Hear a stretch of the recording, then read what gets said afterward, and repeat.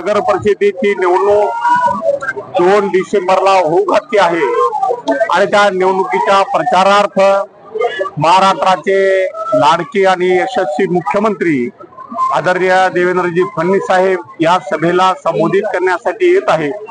त्यांच्यासोबत आदिवासी कल्याण मंत्री आमचे उके साहेब आणि राज्याच्या राज्यमंत्री मेघना दीदी बोर्डीकर हे तिघही त्या सभेला संबोधित करण्यासाठी येत आहेत। हिंगोलीच्या विकासाच्या संदर्भात आदरणीय देवेंद्रजी साहेब हे 2014 पासून आमच्या पाठीशी खंबीरपणे उभे आहेत।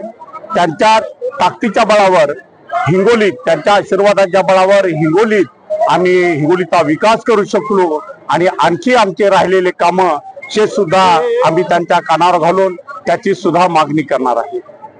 प्रचारामध्ये तुम्ही काल सांगितलं होतं की 27 निवडणुकीचा प्रचार आहे। त्या निवडणुकीच्या प्रचारात सत्य असत्य असत्यावर तो निश्चित रूपाने दागल्या जाणार आहे। आणि काय चाललंय हे तुम्हाला सगळ्यांना माहित आहे।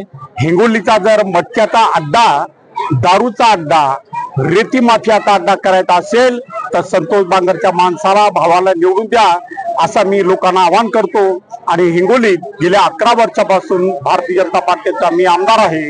बाबारावजी बांगर हे सुद्धा 5 वर्ष नगराचे अध्यक्ष होते। हा आमचा कार्यकाळ या हिंगोलीच्या जनतेनं पाहिलेला आहे। म्हणून हिंगोलीची जनता ही दूधखुळी नाही। संतोष बांगरांचा भाऊ हा 3ऱ्या नव्हे 4थ्या नंबरवर जाईल अशी लोकांना निश्चित रूपानं माहिती आहे।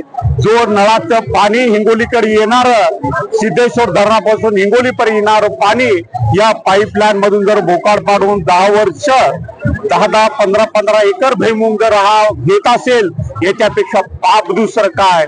आणि लोक तर पाणपोया लावतात लोकांना पाणी पिण्यासाठी, आणि हे जर आमच्या पिण्याचं पाणी जर शेतीला वापरू लागले तर यांना ईश्वर सुद्धा माफ करणार नाही, हे निश्चित रूपानं आज सांगतो।